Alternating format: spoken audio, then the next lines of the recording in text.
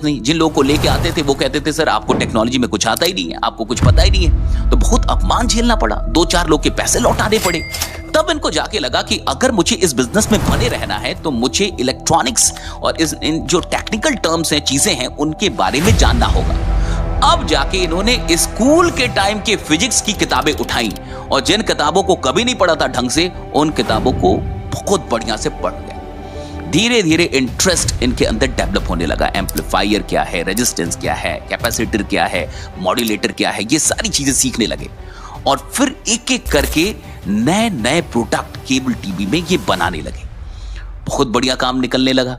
धीरे धीरे उस टाइम में घर घर में केबल लगने लगा। डिसेस का जमाना आया, डिसेस लगाई, बहुत सारे प्रोजेक्ट किए, ब्रांड बनाया, घर घर में केबल लगने लगा। तो उस टाइम में इनकी बहुत बढ़िया आमदनी होने लगी और 1998 तक इन्होंने बहुत बढ़िया पैसा कमाया, अच्छा नाम कमाया, बहुत बढ़िया पैसा कमाया, जिंदगी नेक्स्ट लेवल पे चली गई। अब कहानी में एक नया टर्निंग पॉइंट आता है।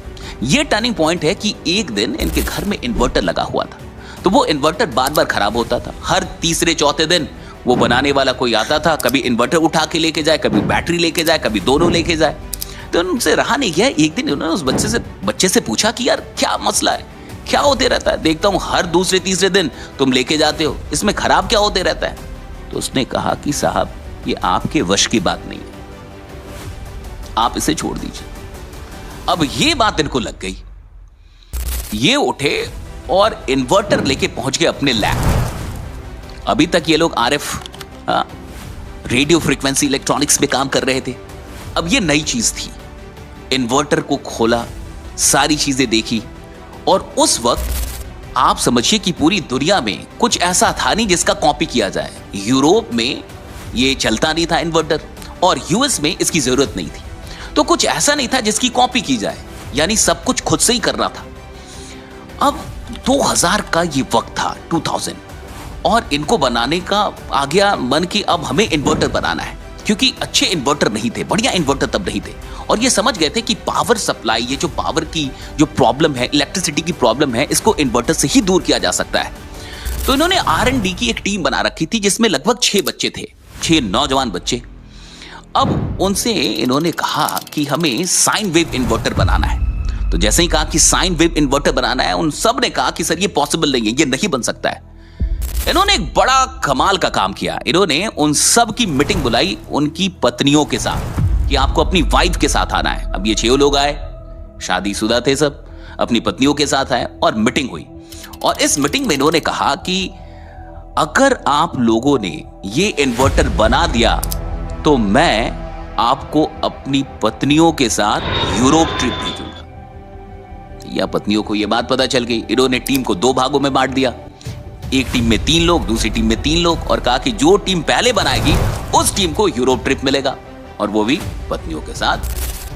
अब पत्नियां जो थी इन लोगों की, ये इनके पीछे लग गई। जब भी ये घर पहुंचते थे तो इनकी वाइफ पूछते रहती थी कि ये स्टेटस क्या है, काम कहां तक पहुंचा, कहां तक हुआ, इन्वर्टर बन रहा है कि नहीं बन रहा है। अब ये हो गए परेशान। अब देखिए क्या ट्रिक था, इन्होंने घर को लगा दिया इनके पीछे। अब ये जब घर पे जाते थे, अब उनमें से कई ऐसे लोग थे जो कहते थे आज रात घर पे ही नहीं जाएंगे। वो पूछते थे क्यों, कि फिर पत्नी पूछेगी कि स्टेटस क्या है, और स्टेटस कुछ था ही नहीं कि कहां तक काम पहुंचा। तो कहते ठीक है फिर यहीं रहो, और फिर दिन रात वर्किंग रह के वो खुद उन लोगों के साथ मिलके, R&D टीम के साथ मिलके और रिसर्च करते रहे, इनोवेशन करते रहे, लगे रहे।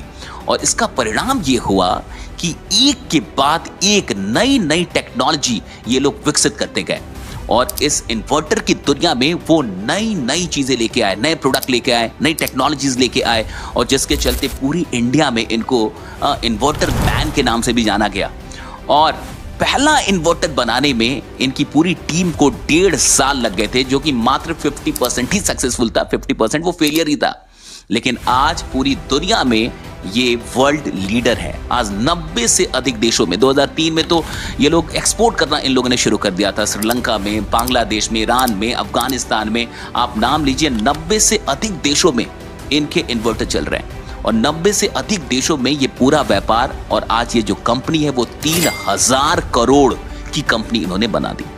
2000 से अधिक एम्प्लॉइज हैं, 6-7 फैक्ट्रीज हैं। आप समझ सकते हैं कि कैसे एक इंसान ने 10,000 नौकरी से जुटा के और अपने व्यापार की शुरुआत की थी। ये कहते हैं कि इनको ये नहीं पता था कि करना क्या है, बस इतना पता था कि कुछ बड़ा करना है, मैन्युफैक्चरिंग करनी है, कुछ ब्रांड बनाना है, इतना पता था। लेकिन क्या करना है, किस फील्ड में करना है, ये कुछ भी नहीं पता था। इनके बारे में एक इंटरेस्टिंग किस्सा है, समझिए इंसान कैसे बड़ा बनता है। इनकी शादी हो गई थी और ये कहते हैं कि वाइफ कह रही थी कि घर ले लेते हैं, और उस टाइम पे घर जो आना था वो 12-13 लाख में कोठी आ जाती थी, 15 लाख तक कोठी मिलनी थी, मतलब बहुत बढ़िया घर मिल जाना था। और उसी टाइम पे इनको स्पेक्ट्रम एनालाइजर खरीदना था जिसकी कॉस्ट आ रही थी 20 लाख रुपए, वो भी विदेश से आना था। सो 20 लाख रुपए की स्पेक्ट्रम एनालाइजर खरीदनी थी और दूसरी तरफ थी घर खरीदना, और जो वो घर, वो कहते हैं 20 लाख में तो कोठी आनी थी, और वो घर ना खरीद के वो 20 लाख रुपए उन्होंने धंधे में लगाया। घर नहीं खरीदा और वो 20 लाख रुपए धंधे में लगा दिया। आप समझ के देखिए, यही कारण है जो लोग अपने बिजनेस को सबसे ज्यादा प्राथमिकता देंगे वही लोग बिजनेस में आगे जाएंगे। अगर आप कोई भी काम कर रहे हैं और वो काम आपके लिए फर्स्ट प्रायोरिटी है, तो आपको आगे बढ़ने से इस दुनिया में कोई नहीं रोक सकता। हमें ये देखना है कि हम जो काम कर रहे हैं वो हमारी प्रायोरिटी लिस्ट में कहां पे है। कई बार जब पैसे आते हैं तो फिर बिजनेस से नजर हट के बिजनेस आपकी प्रायोरिटी से कहीं ना कहीं हट जाता है, और कुछ बेकार की चीजें, कुछ और चीजें आपकी प्रायोरिटी लिस्ट में शामिल हो जाती हैं। कुंवर सचदेव इस इंसान का नाम है, और कुंवर सचदेव भारत में ही नहीं पूरी दुनिया के अंदर आज एक बड़ा नाम है। कभी साइकिल से अपने बड़े भाई के साथ पेन बेचने वाला ये इंसान 3000 करोड़ की कंपनी, आज सोलर एनर्जी के क्षेत्र में भी बहुत बड़ा काम कर रहे हैं। और मुझे लगता है कि हम सब के पास कुछ ना कुछ आइडियाज होते हैं, कुछ ना कुछ करने का हमारा मन होता है, लेकिन हम एक्शन लेने में काफी लेट करते हैं। हम ये चाहते हैं कि सारी चीजें हमें आज ही पता चल जाए तब हम एक्शन लेंगे। मैं आपसे इतना ही कहूंगा, अगर आपके मन में कुछ भी करने का ख्याल है तो ज्यादा डिले मत कीजिए, ज्यादा लेट मत कीजिए। आज जो आप काम कर रहे हैं जरूरी नहीं कि 10 साल बाद भी आप वही काम कर रहे हो सकता है कुछ और कर रहे हो, लेकिन जब आप कुछ करना शुरू करेंगे तभी आप कहीं पहुंचेंगे भी। बहुत बहुत शुक्रिया। अगर आपको ये कहानी अच्छी लगी हो तो कमेंट करके जरूर बताइएगा क्या आप ऐसी और भी कहानियां सुनना चाहते हैं। बाकी अगर अभी तक आपने मेरी इस वीडियो को नहीं देखा है तो इस वीडियो को जरूर देख लीजिए, और जाने से पहले इस वीडियो को अपने दोस्तों के साथ जरूर शेयर कर दीजिए। बहुत बहुत शुक्रिया। बने रहिए, जमे रहिए, क्योंकि आपका जीतना सुनिश्चित है। Thank you so much.